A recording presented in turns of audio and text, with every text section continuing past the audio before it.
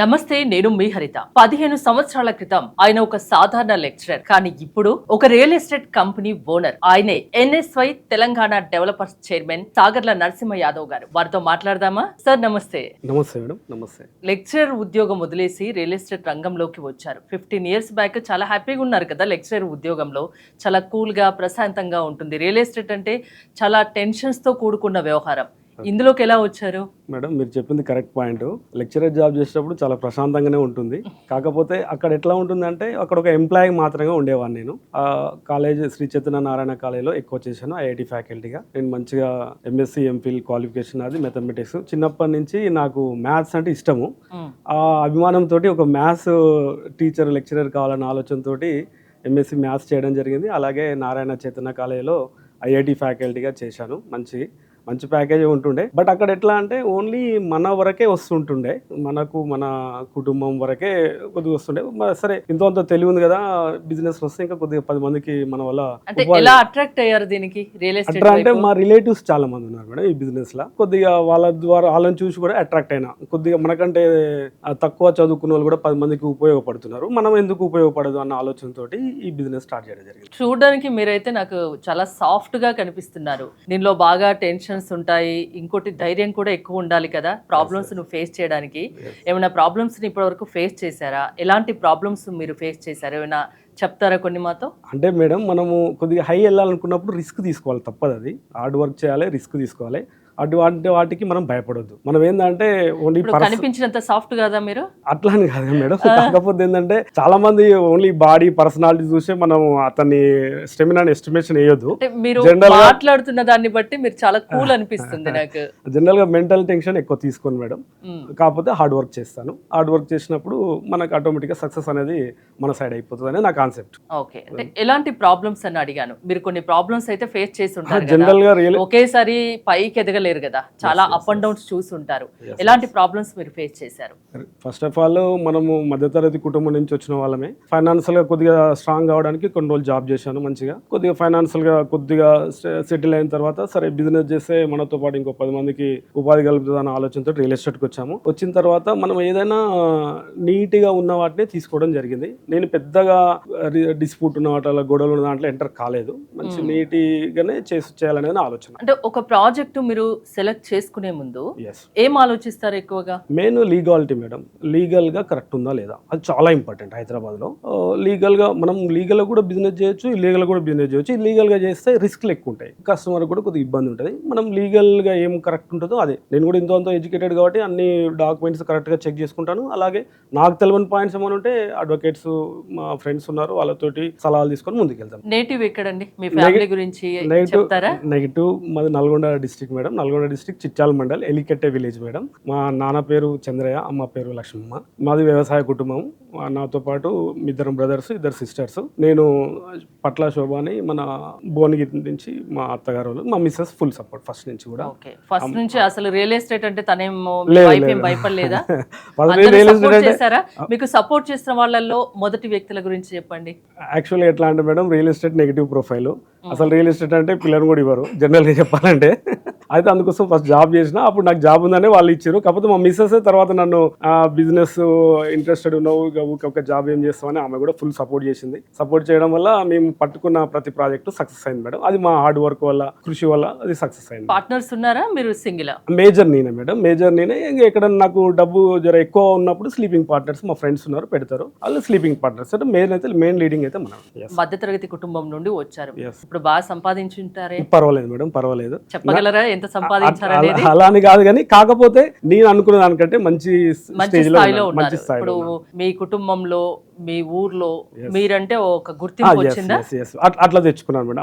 అట్లా సంపాదించగలిగినాను. పుట్టుక అనేది మన చేతిలో ఉండదు, మరణం అనేది మన చేతిలో ఉంటుంది. మనం మరణించేటప్పుడు చాలా మంది చెప్పేది నాది కూడా అట్లా, అదే సైకాలజీ. మనము హార్డ్ వర్క్ చేసి మనం ఏంటో కొద్దిగా ఐడెంటిటీ చూపించుకోవాలనే తపన ఉంటుంది నాలో అయితే ఉంటుంది. మీరు అనుకున్నది అనుకున్నట్లుగా కోరుకున్నది జరిగిందా? ఎస్ మేడం, నేను ఏది పట్టినా కానీ దాన్ని సక్సెస్ చేసేంత వరకు వదిలిపెట్టాను మేడం. అది నా ఫస్ట్ నుంచి ఉన్నటువంటి అది. నిజాంకలే డిగ్రీ చేసిన, అప్పట్లో డిగ్రీ చేసేటప్పుడు అప్పట్లోనే ఇన్స్టిట్యూట్ రన్ చేసిన. డిగ్రీ ఫైనల్ ఉన్నప్పుడే నేను ఒక ఇన్స్టిట్యూట్ పెట్టి సక్సెస్ అయిన చరిత్ర నాది. అలాగే పీజీ యూనివర్సిటీలో చదువుకున్నాను. యూనివర్సిటీ స్టూడెంట్ అంటే అంతో ఇంతో తెలివితేటలు ఉంటే బాగానే. అలానే అప్పట్లో కూడా మేము ఇన్స్టిట్యూట్ రన్ చేసినాం, ఆ తర్వాత లెక్చరర్గా చేసినాను, అన్ని విధాలుగా చేసినాను మేడం. తర్వాత ఇటు బిజినెస్ సైడ్ వస్తే ఇంకా నాతోటి ఓ 300-400 మంది కొద్దిగా బెనిఫిట్ పొందుతున్న ఆలోచనతో ఇటు వచ్చినాం. ఎంత మందికి ఉపాధి కల్పిస్తున్నారు మీరు ఇప్పుడు? ఈజీగా 200-300 మెంబర్స్ మన దగ్గర వర్క్ చేస్తారు మేడం. వర్క్ చేస్తున్నారు. హ్యాపీగా ఉన్నారా? Happy madam, happy. ఓకే. ఈ బిజినెస్ కి ఎందుకు వచ్చానబ్బా అని ఎప్పుడు అనిపించలేదా? ఫస్ట్ లా జాబ్ బంద్ చేసేటప్పుడు భయపడ్డాం మేడం, మా మిస్సెస్ కూడా భయపడ్డది. మంచి లెక్చరర్ జాబ్ మీరు అన్నారు కదా మేడం, ప్రశాంతమైన జీవితం వదులుకొని ఉండొచ్చు అని మా మిస్సెస్ కూడా కొద్దిగా భయపడ్డది. కాకపోతే 1-2 years తర్వాత ఇక మనం ఏడా అట్లా ఇల్లీగల్ దందాలు చేయము, ఎవరితోటి గొడవలు ఉండవు అట్లా, కాబట్టి మంచిగానే స్మూత్గా వెళ్ళిపోతుంది. Actually real estate good profession, కాకపోతే నెగిటివ్ ప్రొఫైల్ ఉంటుంది, కానీ మనం సిన్సియర్గా చేసుకునే వాళ్ళకి మంచిగా ఉంటుంది మేడం నా ఉద్దేశంలో. నమ్మకంతో చేయాలి, నమ్మకంతో. మిమ్మల్ని నమ్మి వచ్చిన వాళ్ళకి అసలు అన్యాయం చేయొద్దు. Yes madam. యాక్చువల్గా ప్రతి కస్టమర్ చాలా ట్రాన్స్పరెంట్ గా ఉండాలి కస్టమర్ తో.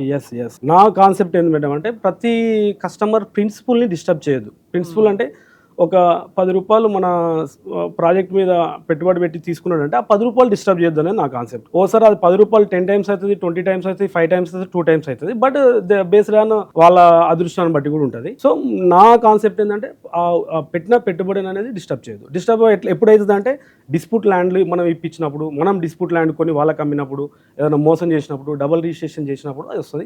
అటువంటి వాటి జోలిపోయి చాలా చూస్తుంటాం. రియల్ ఎస్టేట్ ఏదో ఒకటి అపార్ట్మెంట్ లో ఫ్లాట్స్ కొనో, విల్లాస్ కొనో, కస్టమర్స్ మోసపోయిన సందర్భాలు ఉన్నాయి, రోడ్డు మీదకి వచ్చిన ధర్నాలు చేసిన సందర్భాలు ఉన్నాయి.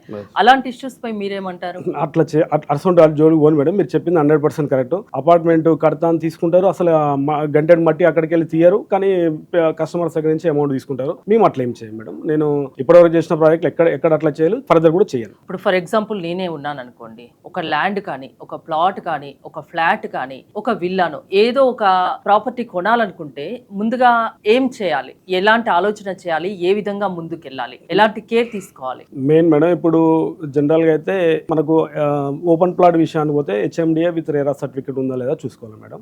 అది HMDA లేఅవుట్ అయితే బెటర్ నా సజెషన్ ప్రకారం. HMDA నామ్స్ కూడా చాలా బాగుంటాయి. విత్ రేరా సర్టిఫికేట్ ఉందా వీళ్ళకి లేదా. నెక్స్ట్ ఈ ల్యాండ్ వీళ్ళ పేరు మీద ఉందా, ఇంకోరి పేరు మీద ఉందా, అది చాలా ఇంపార్టెంట్. చాలా మంది ఏంటంటే నాదే ల్యాండ్ అని అమ్మేస్తారు, అసలు ఇతను ఓనరా కాదా అది మీరు కంపల్సరీ చెక్ చేసుకోవాలి. మంచి హై ప్రొఫైల్ ఉన్న కస్టమర్స్ కూడా అతను నమ్మి అతను ఏదో మంది దాపించిన ఇప్పుడు ఆ డబ్బులు ఇచ్చేస్తారు. అట్లా ఇవ్వకూడదు. అతని పేరు మీద ల్యాండ్ ఉందా లేదా, అతనికి ఈ స్టెమినా ఉందా లేదా, అది మీరు ఎగ్జామిన్ చేయాల్సిన అవసరం ఉంటుంది. బెటర్ ఇప్పుడు అన్ని ఆన్లైన్ లోనే ఉన్నాయి, ఈసీలో చెక్ చేసుకోవడం బెటర్. లింక్ డాక్యుమెంట్స్ గురించి చెప్తారు కదా, అవి ఎప్పటి నుంచి ఉండాలి? యాక్చువల్ గా మనకు మన తెలంగాణ చట్టం ప్రకారం అయితే 54 నుంచి కాస్రా ఉంటుంది మేడం.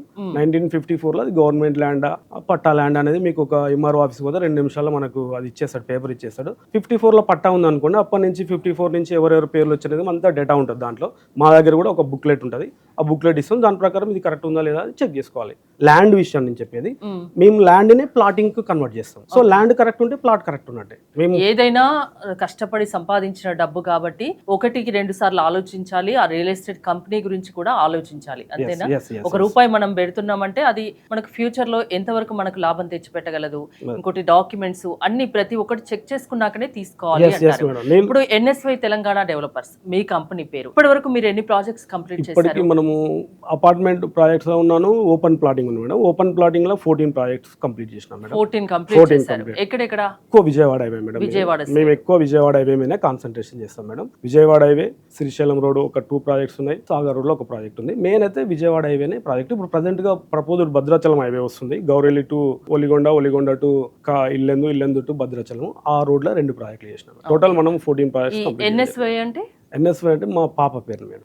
మా పాప పేరు NSY. ప్రజెంట్ ఏం ప్రాజెక్ట్స్ ఉన్నాయి? ప్రజెంట్ అయితే మన దగ్గర మల్కాపురంలో ఒకటి 42 acres మంచి HMDA లేఅవుట్ నడుస్తుంది, రాచకొండ గ్రీన్ హిల్స్. విన్నాను నేను, Rachakonda green hills. Next Brindavanam, అక్కడే హైవేకి ఒక 5 acres లేఅవుట్ నడుస్తుంది, హైవే బృందావనం పేరుతోటి.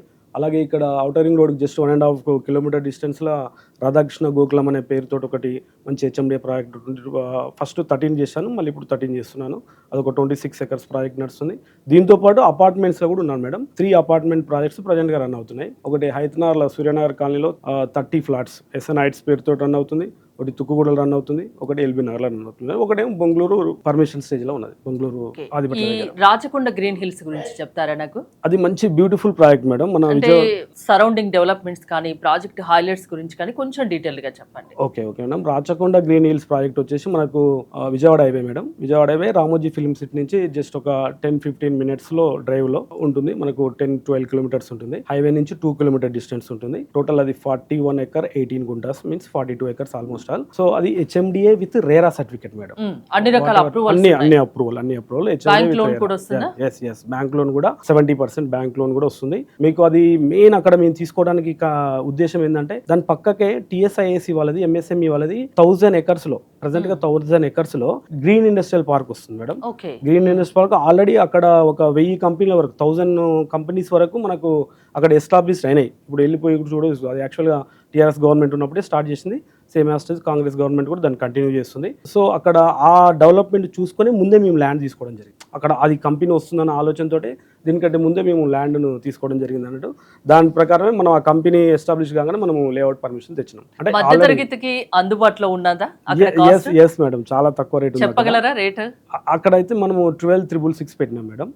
12,666 పెట్టినాము. కొద్దిగా కస్టమర్ బట్టి కొద్దిగా అటు ఇటు కూడా మాట్లాడిస్తాం మేడం. అంటే అదే ప్లాట్ సైజెస్ ఎలా ఉన్నాయి? మినిమం 167 నుంచి మేడం. మినిమం 167. మీరు అక్కడ ప్రాజెక్ట్ లో ఒక ప్లాట్ తీసుకుంటే ఎలాంటి ఎమ్యూనిటీస్ కల్పిస్తారు? మనకు హెచ్ఎండిఏ నామ్స్ ప్రకారం ఏమైతున్నాయో అవన్నీ ఇస్తాం మేడం. మీన్స్ హైవే నుంచి వెళ్ళి మా లేఅవుట్ కు మంచి సిసి రోడ్ వేస్తాము. నెక్స్ట్ లేఅవుట్ లో అన్ని బీటీ రోడ్స్ వస్తాయి, డ్రైనేజ్ వస్తుంది, వాటర్ వస్తుంది. ప్రతి ప్లాట్ కు నల్ల కనెక్షన్ ఇస్తాము. ప్రతి ప్లాట్ కు లైటింగ్ వస్తుంది. ప్రతి ప్లాట్ కు ఎలక్ట్రిసిటీ వస్తుంది. అక్కడ ఆల్మోస్ట్ ఆల్ మనకు ఒక 10 acres 10 to 12 acres parks development ఉంటుంది. మనకి హెచ్ఎండిఏ కాబట్టి మనకు 60% ఈ ప్లాట్లు, పార్కులు, రోడ్లకే ఇస్తాడు మేడం. మనకు ఓన్లీ 59% ప్లాటింగ్ ఇస్తాడు. అంటే ఆల్మోస్ట్ ఆల్ 40-42% పార్కులకు వాటికే వదిలిస్తాడు. అవన్నీ మంచిగా డెవలప్ చేస్తాము. ఇంకోటి ఏంటంటే దాంట్లో మేము ఒకటి వీకెండ్ రిసార్ట్ కూడా ప్లాన్ చేస్తున్నాము 1 acre లో. ఆ వీకెండ్ రిసార్ట్ ఉద్దేశం ఏంటంటే దాంట్లో ఒక కస్టమర్ ప్లాట్ తీసుకుంటే, ఇప్పుడు వీకెండ్ రిసార్ట్స్ బాగా నడుస్తున్నాయి ప్రజెంట్గా. ఏమైనా చిన్న బర్త్డే అయినా ఇవన్నీ చేసుకోవడానికి వాళ్ళకు ఇయర్లీ వన్స్ ఫ్రీ ఇస్తాం ఆ వీకెండ్ రిసార్ట్లో. ఇంకా ఎక్స్ట్రా కావాలనుకుంటే కొద్దిగా నార్మల్గా అక్కడ అయ్యే ఖర్చు ముందు అమౌంట్ పే చేయాల్సి వస్తుంది. సో అది కూడా ఒకటి కాన్సెప్ట్ తీసుకున్నాం అక్కడ. మెయిన్ వీకెండ్ హోమ్స్కు మంచి సూటబుల్ ఏరియా, చుట్టూ గ్రీనరీ ఉంటుంది, మిడిల్లో మా లేఅవుట్ ఉంటుంది, చుట్టూ మంచిగా హిల్ ఏరియా, చాలా బాగుంటుంది మేడం.